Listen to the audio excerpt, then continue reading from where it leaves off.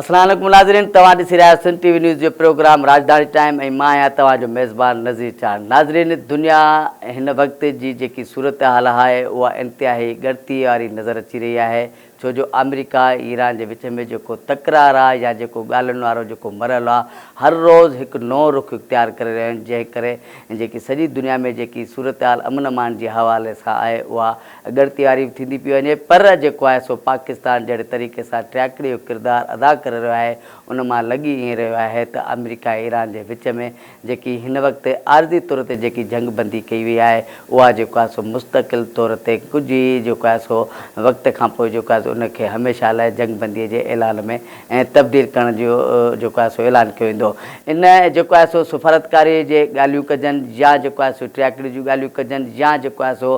तकरार वारियूं जेके ॻाल्हियूं आहिनि उहे न सिर्फ़ु अमन जे ॻाल्हियुनि खे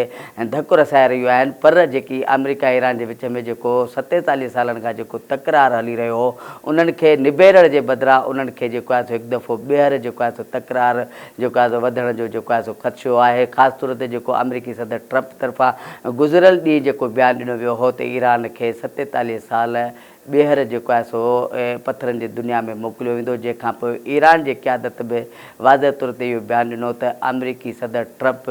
भली हिकु दफ़ो ॿीहर जेकॾहिं ग़लती करणु चाहे थो त ग़लती करे, पर उन जो जवाब बि जेको आहे सो भरपूर तरीक़े सां ॾिनो वेंदो। पर हिकु दफ़ो ॿीहर जेको अमेरिकी ऐं ईरान जे विच में जेको टियाकड़ी जो किरदारु पाकिस्तान अदा करे रहियो हो ऐं ईरान तरफ़ां जेके पहिरीं जेकी लिखत में जेके मुतालबा अमेरिका खे ॾिना विया ऐं अमेरिका तरफ़ां रद्द कया विया, जंहिंखां पोइ हिकु दफ़ो ॿीहर ईरान तरफ़ां पाकिस्तान जे टियाकड़ी ज़रिए जेके नयूं तजवीज़ूं या नवां जेके मुतालबा हुआ उहे जेके सो लिखत में अमेरिका खे जेको आहे सो पेश करे छॾिया आहिनि ऐं अमेरिका तरफ़ां उन ते जेको आहे सो नज़रसानी कई पई वञे ऐं जेके मुतालबा ऐं तजवीज़ूं जेके आॾो आयूं आहिनि उन्हनि में ईरान तरफ़ां सिर्फ़ु 3 जेके नुक़्ता आहिनि उहे इंतिहाई अहम आहिनि। हिकु त जेकी जंगबंदी कई वई आहे उनखे मुस्तक़िल तौर ते जेको आहे सो जंगबंदीअ जो ऐलान करणु घुरिजे। ॿियो जेको मुतालबो ईरान तरफ़ां रखियो वियो आहे, ख़ासि तौर ते जेको अमेरिकी सदर ट्रंप तरफ़ां चयो वियो त जेको आबनाए हुर्मुज़ जी नाकाबंदी बरक़रार रहंदी, ईरान तरफ़ां पंहिंजी तजवीज़ में लिखत में चयो वियो आहे त उहा जेकी नाकाबंदी आहे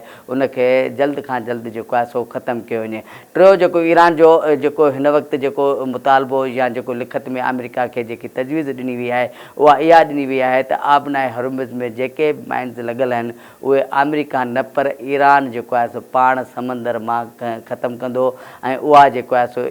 ईरान जो हक़ु आहे त आबनाए हुर्मुज़ जो जेको नए तरीक़ेकार ऐं क़ाइमु कयो पियो वञे या आबनाए हुर्मुज़ खे नए तरीक़े सां फंक्शनल कयो पियो वञे, उहे इख़्तियार सिर्फ़ु जेको आहे सो ईरान वटि आहिनि ऐं अमेरिका जेको आहे सो मुसलसल जेको आहे सो जंगबंदीअ जी ख़िलाफ़ वर्ज़ी करे जंग वारे माहौल खे हिकु दफ़ो ॿीहर उभारणु चाहे थो। इन सॼी सूरत हाल ते असां ॻाल्हि ॿोल कंदासीं। असां सां गॾु आहिनि ऐं सीनियर सहाफ़ी सीनियर तर्जुमेगार के तारीफ़ जो मोहताज ना है काशिफ रफ़ीक साहब। काशिफ रफ़ीक साहब, बड़ी मेहरबानी, आपने सिंध टीवी न्यूज़ को टाइम दिया। कैसे देखते हैं ईरान अमेरिका मुज़ाकरात, हर पल जो ना नया मोड़ नज़र आ रहा है, कैसे क्या कहेंगे? बहुत शुक्रिया नज़ीर साहब आपका।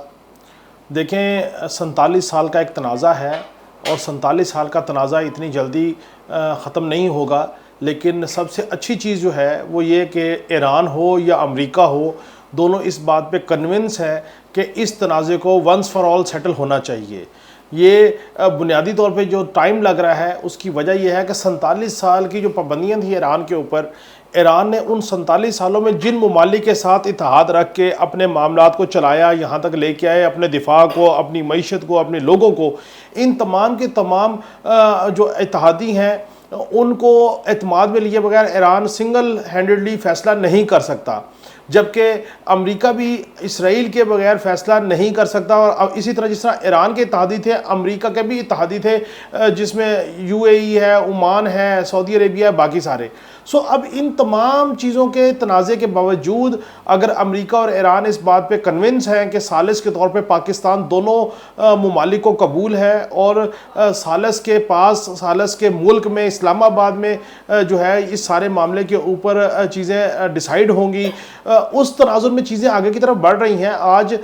ख़ुद अब्बास अरागची साहब जो हैं उनका बयान है कि पाकिस्तान के ज़रिए से जो अमेरिका है उसके जो मुज़ाकरात हैं उसमें पेशरफ्त हुई है, ईरान ने 2-4 रोज़ पहले अपने कुछ मुतालबात अमेरिका के भिजवाए थे वाया पाकिस्तान, और अमेरिकी इंतज़ामिया उसके ऊपर गौर व खौज कर रही है। इसी तरह हुआ करता है जब आप जंगी मसाइल में उलझे हुए हों, जंग में उलझे हुए हों, तो फिर आपको उससे निकलने में वक्त भी दरकार होता है और बड़ी सोच विचार का अमल भी होता है। चूँकि ईरान की जो लीडरशिप है वो शहीद हो चुकी है, अब ईरान ने की जो मौजूदा क़यादत है उन्होंने अपनी आवाम को भी इस बात पर कायल करना है, और अमरीका और अपनी आवाम और इत्तेहादियों को भी इस बात पर कायल करना है। एक दूसरी इंपॉर्टेंट चीज़ ये है कि अमेरिका के जो सदर ट्रंप हैं उनकी पॉपुलैरिटी गिर रही है। 3 नवंबर मिड टर्म इलेक्शन है, उस इलेक्शन को भी वो देख रहे हैं, उनकी जमात देख रही है। और 27 अक्टूबर से पहले इसराइल के अंदर जब जनरल इंतखाबात होने हैं, अल्टीमेटली नेतन्याहू जो है वो भी उस तरफ देख रहे होंगे कि उन्होंने कैसे अपने पॉलिटिकल पोजीशन को मुस्तहकम रखना है। भारत के अंदर भी मुख्तलिफ रियासतों में इलेक्शंस हैं, बीजेपी भी इसके लिए कोशिश कर रही है। सो ये 3 ऐसे शख्सियात हैं जिनके मैं समझता हूँ कि पॉलिटिकल मकासद हैं, अहदाफ हैं, और उसके लिए हमेशा एंटी अमेरिका और इसराइल में एंटी ईरान नैरेटिव और भारत में एंटी पाकिस्तान नैरेटिव जो है उसको लेके सियासत को दवाम दिया जा रहा है। लेकिन इस सब के बावजूद जो मुतालबात ईरान की जानिब से आए हैं, उन मुतालबात के पेश नज़र जो है वो मैं समझता हूँ कि बहुत जल्द ब्रेक थ्रू होने का इम्कान है, और मई के अंदर उम्मीद है कि कोई ब्रेक थ्रू हो सकता है। जी बिल्कुल काशिफ रफ़ीक साहब, आपकी बात तो सही है, मुज़ाकरात तो चल रहे हैं, मगर एक तरफ मुज़ाकरात चलते हैं तो दूसरी तरफ ट्रंप का जो है ना बयान आ जाता है, जिससे जो मुज़ाकरात का जो माहौल होता है, वो जो मुसब्बत अंदाज में आगे चलता है, वो एक जो है ना रुक जाता है। तो आप क्या समझते हैं, जैसे अभी अमेरिकी सदर ट्रंप ने कहा कल जो प्रोजेक्ट फ्रीडम का जो ऐलान किया और कहा कि 15,000 से ज़्यादा जो है ना फ़ौजी हमारे अपने हरमज़ की नाकाबंदी करेंगे, तो एक तरफ नाकाबंदी, दूसरी तरफ मुज़ाकरात, तो ट्रंप की क्या कहेंगे ये पॉलिसी पे?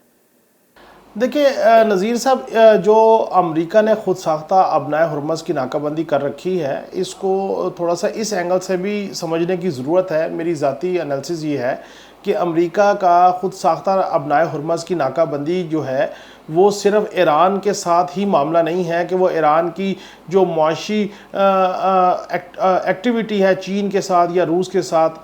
उसको सिर्फ वो स्कीज़ करना चाहता है या सीज़ करना चाहता है। दूसरी जानिब जिस जगह पे उन्होंने नाकाबंदी कर रखी है, जो एक्सपोर्टर ममालिक हैं तेल के, जिसमें कतर है, यूएई है, ओमान है, सऊदी अरेबिया है, कुवैत है, अब ये ममालिक इनकी मईशत जो है वो तेल की एक्सपोर्ट के ऊपर फाल कर रही है, और अगर उनका एक्सपोर्ट ऑयल नहीं होगा तो वो ममालिक अपनी मईशत कैसे चलाएंगे। और ये वो ममालिक हैं जिनके मैंने नाम लिए जो अमेरिका के दिफाई एतबार से भी और तजारती एतबार से भी इत्तेहादी हैं। दूसरी जानिब इन ममालिक से तेल ख़रीदने वाले ममालिक जो हैं, जिसमें भारत भी है, जापान भी है, पाकिस्तान भी है, बांग्लादेश भी है, और यूरोप की पूरी कंट्री जो है वो इसमें शामिल है। अब जिस वक्त एक्सपोर्टर जो कंट्रीज़ हैं ऑयल के, वो इस सारे मामले को लेके चल रहे हैं, तो मुझे ये बताइए कि जो इंपोर्ट के कंट्रीज़ हैं वो भी सफोकेशन का शिकार होंगे। सो अमेरिका मेरे ख्याल में ईरान से ज़्यादा जो मामला है, ईरान से ज़्यादा उसका यूरोप के मामले के ऊपर जो है वो चीज़ें चल रही हैं, और यूरोप के ऊपर भी वो उनको स्क्रू कर रहा है, जिन्होंने इनके साथ इत्तेहाद करने से इनकार किया। अमेरिका और ट्रंप के कहने के ऊपर इस जंग में शरीक नहीं हुए। मैं ये समझता हूँ कि ट्रंप जो है ईरान के साथ साथ उन तमाम ममालिक को भी जो है वो स्क्रू कर रहा है, और जिसकी वजह से, और ये प्रेशर बिल्डअप है कि चीन, रूस, पूरा यूरोप जो है वो इस मामले में ईरान को इस बात पे कायल करे कि किसी भी सूरत वो ईरान जो है वो अमेरिका के साथ डील को इनिशिएट करे, उस मुआहदे को इनिशिएट करे, एग्रीमेंट साइन हो जिस पे अमेरिका चाहता है। अब इस सारे तनाज़े से हल क्या हो सकता है? इस सारे तनाज़े का हल ये होगा कि अबनाए हुर्मज़ जो है इसकी स्मूथ फंक्शनिंग जब तक नहीं होती, उस वक्त तक आप ये समझ लीजिए कि पूरे का पूरा यूरोप और सेंट्रल एशिया और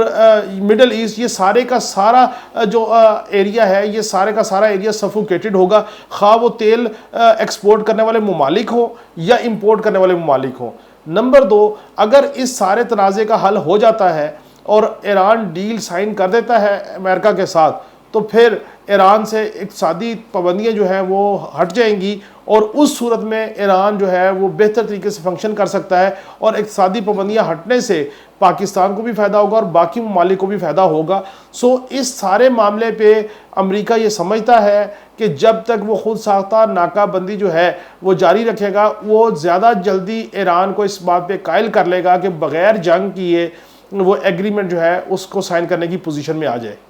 नहीं, आप ये नहीं समझते हैं कि खलीज ममालिक तारीख में पहली मर्तबा ईरान के साथ भी है और पाकिस्तान की सालसी में उनको एतमाद भी है, और जो ईरान ने मुज़ाकरात की जो दूसरी लिस्ट दी थी, तजवीज़ें दी थी, वो भी पाकिस्तान की सालसी के ज़रिए अमेरिका को दी थी। तो जो गुज़श्ता दिन जो यूएई पे हमला हुआ और कहा कि ईरान ने किया है, मगर ईरान की तरफ से अभी तक किसी इस मामले पे ना तरदीद आई है ना तस्दीक आई। आप समझते हैं कि इस पर तीसरी कुव्वत भी मुलव्वस है जो खलीज ममालिक और ईरान में एक मरतबा फिर तकरार पैदा कराना चाहती है?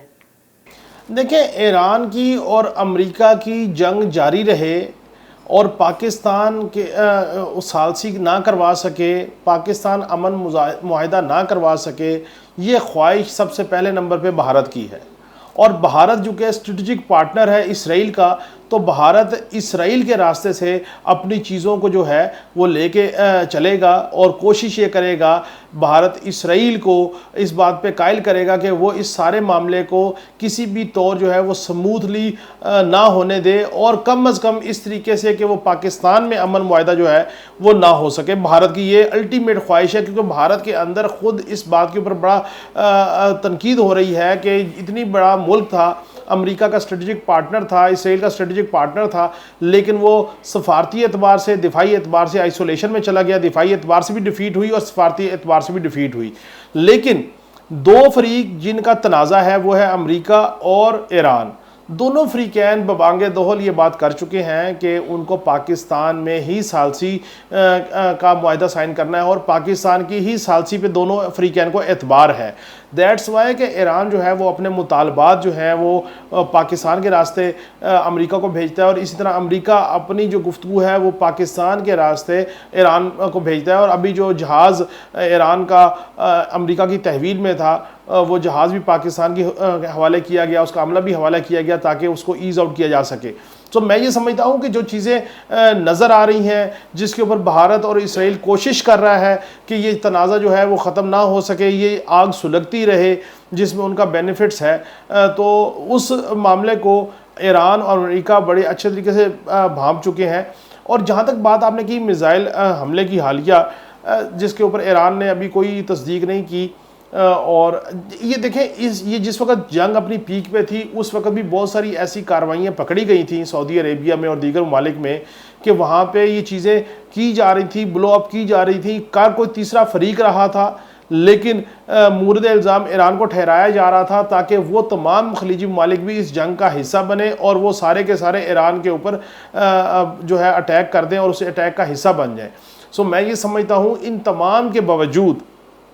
प्रेसिडेंट ट्रंप जो हैं, जो अपने आप को अमन अवार्ड का मुस्तहिक समझते थे, जिन्होंने बड़ी जंगें रुकवाई, पाकिस्तान और भारत की जंग भी उन्होंने रुकवाई, वो उनका बयान भी हैं। गो कि उनके बयान हर 3 घंटे के बाद एक नया बयान होता है। और मैं इसलिए ट्रंप साहब को कहता हूँ कि वो सदर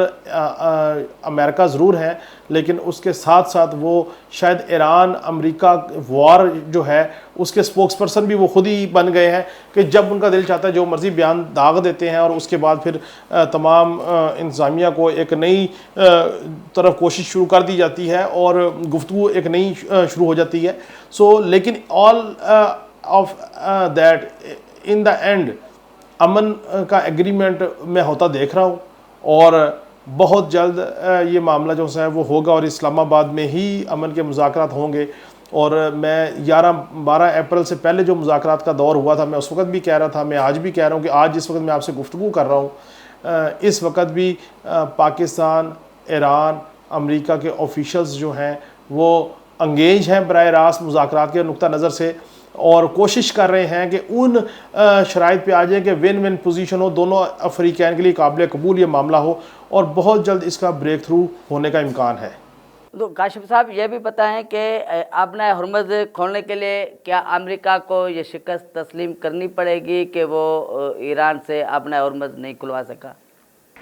देखिए, शिकस्त की बात नहीं है, बात यह है कि अबनाए हुर्मुज़ जो है वो स्ट्रेटजिकली ईरान का पार्ट है, ईरान का हिस्सा है, ईरान का ही उस पर तसल्लुत है, ईरान ही उसको फंक्शनिंग कर रहा है। मसला ये है कि ज़ाहिर ये लगता है कि अबनाए हुर्मुज़ जो है वजह तनाज़ा है। मेरे हिसाब से अबनाए हुर्मुज़ हो या मुआशी जो चीज़ सैंक्शंस हैं ईरान के ऊपर, उनको हटाने का मामला हो या उनके एसेट्स की डीप फ्रीजिंग का मामला हो, ईरान अमेरिका को इन तमाम चीज़ों से कोई लेना देना नहीं है। उसकी दलील ये है कि ख़ुद प्रेसिडेंट ट्रंप जो है वो बड़ी दफ़ा ये कह चुके हैं कि अबनाए हुर्मुज़ खोलें या बंद रखें, हमारा इससे कोई लेना देना नहीं है। जिनको अबनाए हुर्मुज़ से गुजर के अपने बहरी जहाज़ गुजारने हैं एनर्जी के पॉइंट ऑफ व्यू से या तिजारत के पॉइंट ऑफ व्यू से, वो ममालिक जाने और अबनाए हुर्मुज़ के चौकीदार जाने, हमारा इससे कोई लेना देना नहीं है। उनका जो असल मामला है वो ये है, यूरेनियम की अफजर्दगी जो है उसका मामला है कि ईरान जो है वो कमिटमेंट दे, सॉलिड गारंटी दे कि वो किसी भी तौर जोरी हथियार हासिल की टेक्नोलॉजी हासिल नहीं करेगा, नंबर 1। नंबर 2, जो जिस मामले के ऊपर डेडलॉक बरकरार है कि अफजुर्दा ज़दा यूरेनियम जो है वो जो है वो अमेरिका चाहता है कि हमारे हवाले किया जाए, यानी कि अफजुर्दा यूरेनियम अमेरिका लेना चाहता है, बदले में वो ईरान की मुआशी सैंक्शंस ख़त्म करना चाहता है, बाकी तमाम हकूक़ तस्लीम करने को तैयार है। अबनाए हुर्मुज़ तो एक बहाना है, असल में अफजुर्दा ज़दा यूरेनियम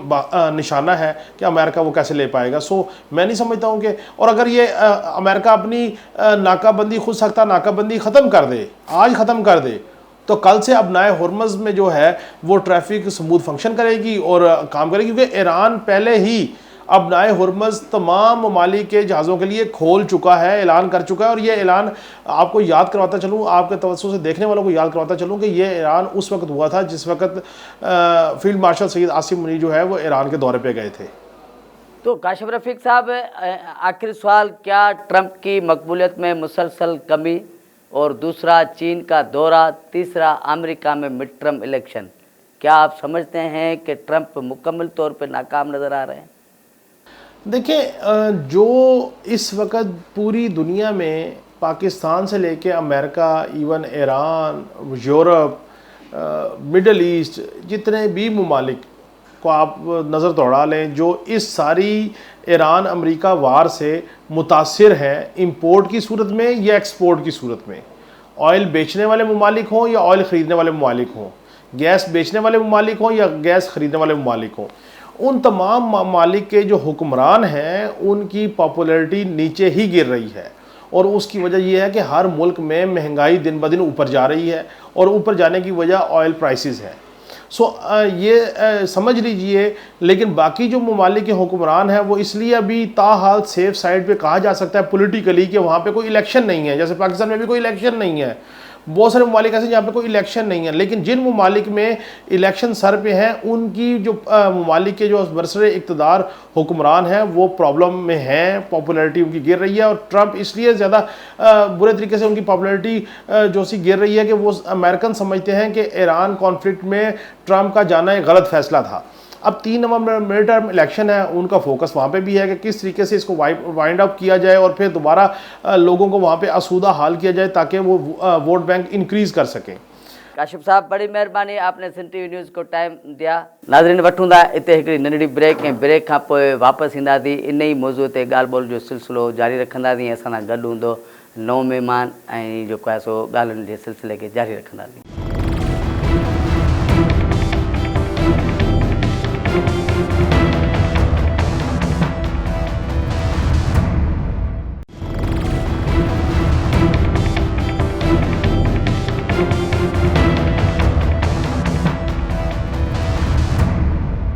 वेलकम बैक नाज़रीन, असां सां गॾु हींअर आहे सीनियर सहाफ़ी तर्ज़ निगार कुर्बान बलोच, कंहिं तारीफ़ जो मोहताज न आहे। ऐं अमेरिका ईरान जे विच में जेको ॻाल्हियुनि वारो माहौल हली रहियो आहे ऐं छिकताण बि हली रहिया आहे, ख़ासि तौर ते जेके आबनाए हुर्मुज़ ते नाकाबंदी ख़तमु न कई वई आहे उते अॼु बि जेको आहे सो छिकताण वारो माहौल नज़र अची रहियो आहे। कुर्बान बलोच साहब, तव्हां छा था सम्झो, आबनाए हुर्मुज़ मुस्तक़बिल में जंग जे मैदान तरफ़ वञी रहियो आहे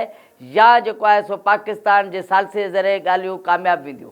जी वॾी महिरबानी नज़ीर, मां सम्झा थो त ज़ाहिर आहे ॿिन्ही मुल्कनि में हिकु दफ़ो ॿीहर जेका छिकताण वारी सूरत हाल आबनाए हुर्मुज़ जे हवाले सां आहे। उन ते ॻणिती आहे। पर मां सम्झां थो त ही आख़िरी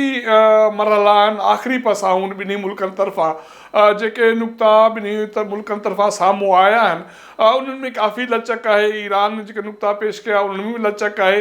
अमेरिका वटि बि लचक आहे, नाकाबंदी त आहे, पर उन सां गॾोगॾु हाणे जेके मामला इहो आहे त कुझु ॾे वठि जे बुनियादनि ते अॻिते मामला वधंदा। सो तंहिं करे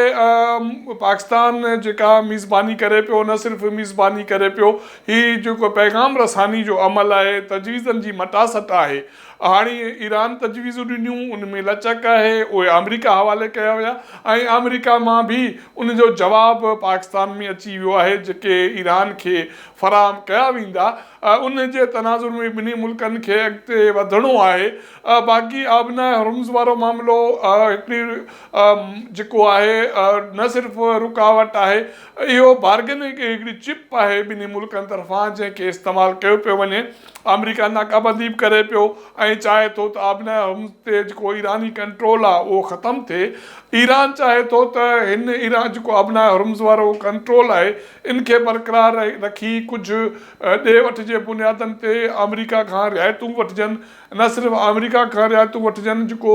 विच ओभर जा मुल्क आहिनि उन्हनि सां जेके तालुकात आहिनि माज़ी में जेके ख़राबु रहिया ईरान जा, ईरान उन्हनि खे बि बहितर करणु चाहे थो। मां सम्झां थो त ही आख़िरी मरहला आहिनि, हिन हफ़्ते जे आख़िर ताईं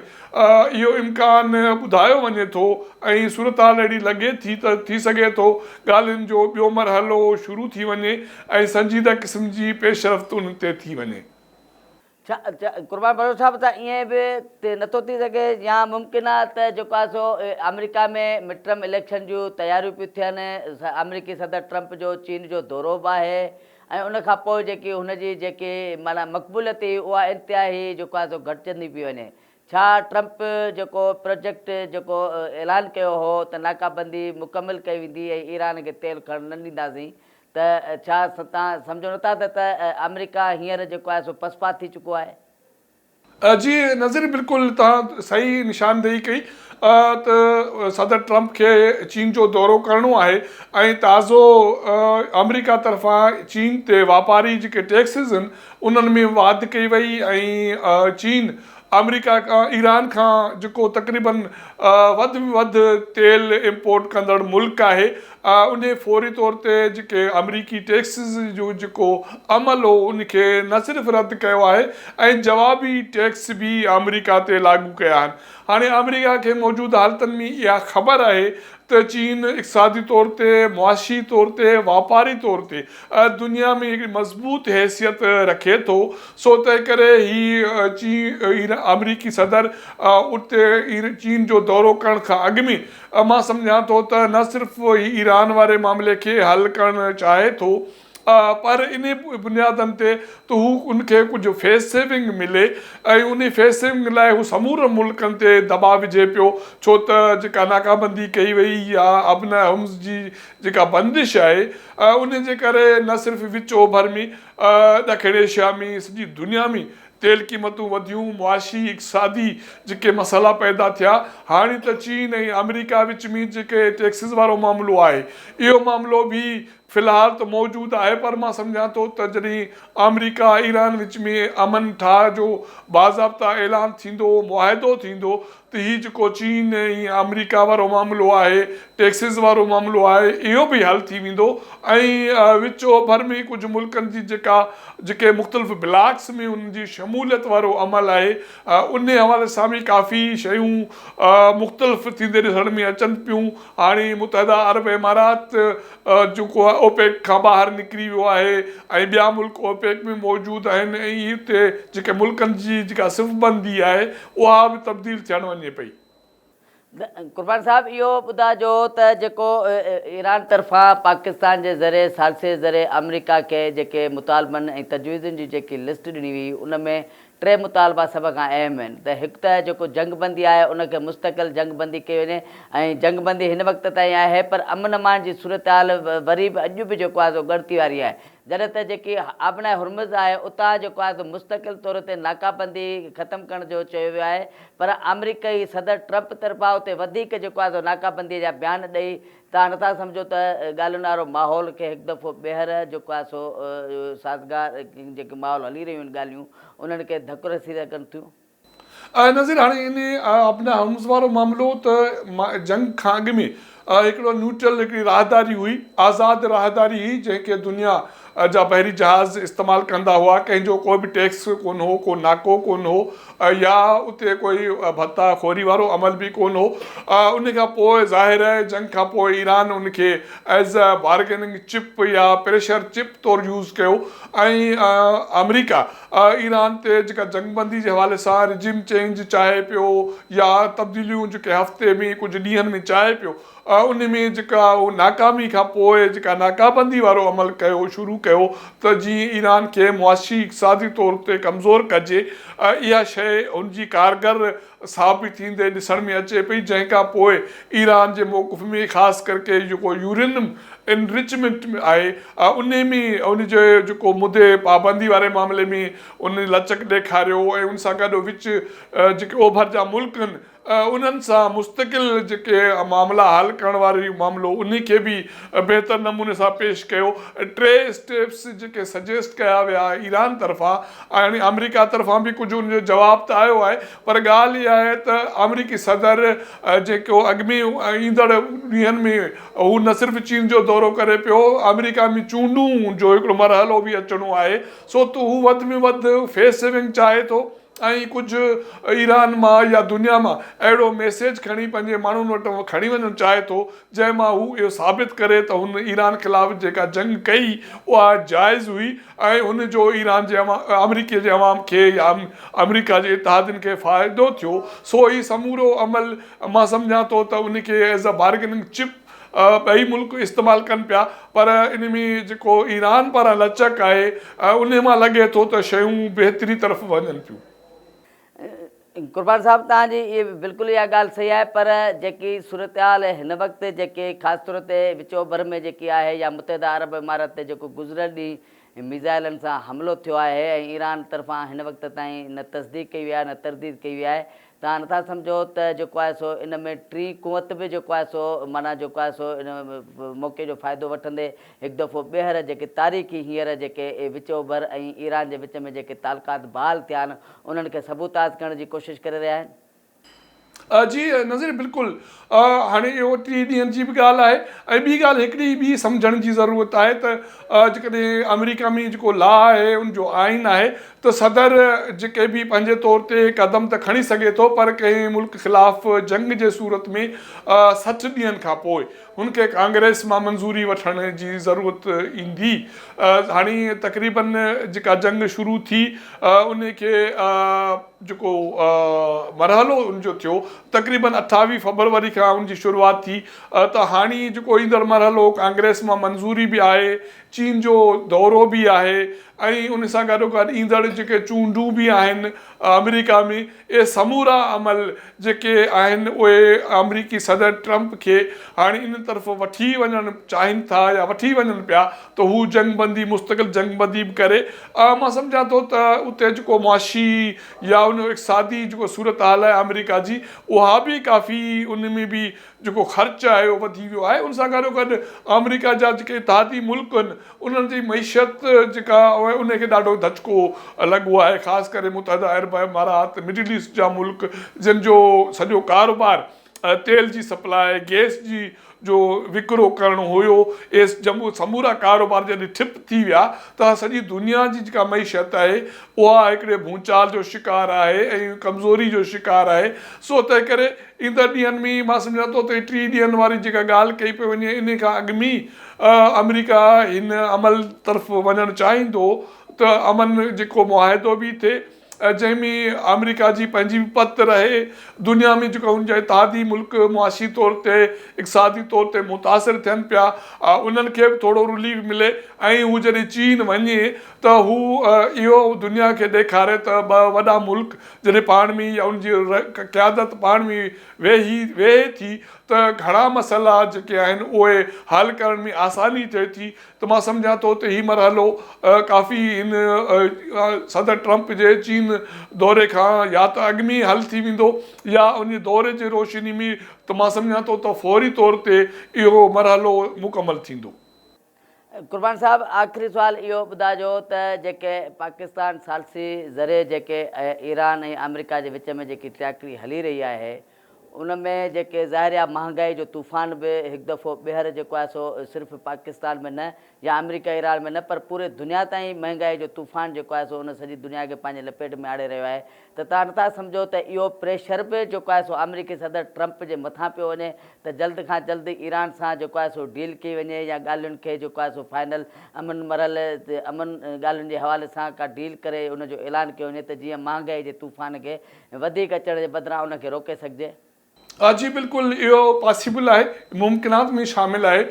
छो त जेके हालतूं तब्दील थियनि थियूं ऐं सदर ट्रंप जा जेके फ़ैसिला आहिनि उहे वक़्तु ब वक़्तु तब्दील थींदा रहनि था। पर हींअर ताईं हिकु वॾी ॻाल्हि इहा आहे त हू हमेशह जॾहिं बि पाकिस्तान जी क़यादत जी ॻाल्हि करे थो, पाकिस्तान जी वज़ीर अज़म जी ॻाल्हि करे थो या फील्ड मार्शल जी ॻाल्हि करे थो त उन्हनि जो नाला हू तारीफ़ जे नाले सां या उन जी शक्ल में हू खणे थो ऐं हू पाकिस्तान जी किरदार जी वाखाण बि करे थो। अहिड़े नमूने सां ईरानी क़यादत बि पाकिस्तान जी क़यादत जी वाखाण कनि था। हाणे सूरत हाल इन हद ते बहितरी थी आहे जो अॻे जेको पाकिस्तान सिर्फ़ु हिकिड़ो पीस मेकर तौरु, पीस इनिशिएटर तौरु किरदारु अदा करे पियो, हाणे त हू जेके बि जंगी जेके आहिनि कैदी उन्हनि जी मटा सटा बि पाकिस्तान ज़रिए थिए थी। जीअं जेको ईरान जो जेको बहरी बेड़ो हो उन जा जेके बि अमलो हुयो 22 माण्हुनि जो अमेरिका पारां उनखे गिरफ़्तार कयो वियो, पर उन्हनि जी कल्ह या टियों ॾींहुं आज़ादी जो मरहलो थियो त उहे पाकिस्तान हवाले कया विया ऐं पाकिस्तान खां पोइ उहे ईरान हवाले कया विया। उहे महफ़ूज़ तरीक़े सां हिकिड़ो अमल बि इहो मुकमल थियो। त इन जो मतिलबु आहे त हिन सॼे ॻाल्हियुनि वारे अमल में पाकिस्तान जो किरदारु अञा वसी थिए पियो ऐं जेके विच ओभर वारा मुल्क आहिनि, सऊदी अरब, कतर, तुर्किया, काफ़ी मुल्क आहिनि, उहे बि पाकिस्तान ते भरोसो कनि था। त हिन ॻाल्हियुनि जे हवाले सां, जंगबंदी जे हवाले सां, मुस्तक़बिल में अमन जे हवाले सां पाकिस्तान जो किरदारु वसी बि थिए पियो। हाणे जेका अहमियत आहे, वॾी अहम ॻाल्हि आहे त पाकिस्तान हिन हालतुनि मां, इन इनिशिएटिव मां, सुफ़ारतकारी मां जेको दुनिया में हुनजो इमेज बिल्ड थियो आहे उहो पंहिंजे माण्हुनि लाइ, पंहिंजे आवाम लाइ, वापार जे हवाले सां, दुनिया सां गॾिजण जे हवाले सां, हिते सीड़पकारी जे हवाले सां क़दम खणे जीअं पाकिस्तान जे आवाम खे रिलीफ मुस्तक़बिल में मिली सघे। जी वॾी महिरबानी कुर्बान बलोच साहब, तव्हां सन टीवी न्यूज़ खे टाइम ॾिनो। जी नाज़रीन, तव्हां ऐं मोज़ज़ महिमाननि जी ॻाल्हि ॿोल ॿुधी। संदन इहो चवणु हो त सभ खां पहिरीं दुनिया में अमन अमान खे बरक़रार रखणु सॼी दुनिया जे मुल्कनि जी ज़िम्मेवारी आहे। इन सिलसिले में पाकिस्तान तरफ़ां जेको ट्रैक्टरी जो किरदारु अदा कयो पियो वञे, उन ई ट्रैक्टरी जे ज़रिए जेको आहे 47 सालनि खां अमेरिका ऐं ईरान जे विच में जेको तकरार हली रहियो हो, पाकिस्तान जे बहितरीन सालसी जे करे, तारीख़ी के ट्रैक्टरी जे करे अॼु जेको आहे सो अमेरिका ऐं ईरान जे विच में जेको तकरार हो 47 सालनि जो, उहो हिन वक़्त ताईं ठापर में आहे। ऐं जेकी जंगबंदी जेकी कई वई हुई पाकिस्तान जे सालसे ज़रिए, उहा हिन वक़्त ताईं बरक़रार आहे। जॾहिं त जेको आहे सो पाकिस्तान तरफ़ां इहा कोशिशि कई पई वञे त अमेरिका ऐं ईरान जे विच में जेको तकरार हली रहियो आहे जिन मामलनि ते, उहे इन मामलनि ते ऐं जेको आहे सो जल्द खां जल्द जेको आहे सो उन निबेरे लाइ जेको आहे सो कोशिशूं करणु घुरिजनि। छो जो सभ खां वधीक जेकी सुफ़ारती कोशिशूं आहिनि उहे जेको आहे सॼी दुनिया ॾिठियूं त पाकिस्तान सुफ़ारती कोशिशूं जहिड़े तरीक़े सां किरदारु अदा कयो, उन में जेको आहे सो न सिर्फ़ु अमेरिका ऐं ईरान जे विच में किरदारु अदा कयो, पर सॼी दुनिया जेको आहे सो पाकिस्तान जे इन किरदार खे ख़राज तहसीन पेश करे रही आहे। इन सां गॾोगॾु ख़ासि तौर ते जेको महिमाननि जो इहो बि चवणु हो त जेको आबनाई हुरमज़ ते जेको आइनी ऐं क़ानूनी जेको इख्तियार आहे उहो ईरान वटि आहे ऐं अमेरिकी सदर ट्रंप जेको आहे सो हींअर मुकमिल तौर ते तनाई जो शिकार थी चुको आहे ऐं हू हाणे फेस सेविंग चाहे थो ऐं कहिड़े बि तरीक़े सां जल्द खां जल्द जेको आहे सो अमेरिका ऐं ईरान जे विच में जेको आहे सो डील कई वञे त जीअं जेको आहे सो अमेरिका में जेके ईंदड़ कुझु ॾींहंनि खां पोइ जेके मिड टर्म इलेक्शन थी रही आहे उन में जेको आहे सो अमेरिकी सदर जे ट्रंप मथां उहो प्रेशर न वञे जेको अमेरिका ऐं ईरान जे विच में जंग सबबु अमेरिकी सदर ट्रंप जे मथां प्रेशर जेको हिन वक़्तु बि बरक़रार आहे ऐं संदसि जेकी मक़बूलियत आहे उहा इंतिहाई घटिजी रही आहे। नाज़रीन तव्हां जेको आहे सो मौज़ूद महिमान जी ॻाल्हि ॿोल ॿुधी ऐं पंहिंजे मेज़बान नज़ीर चाण खे ईंदड़ प्रोग्राम ताईं इजाज़त ॾींदा। अल्लाह भाई।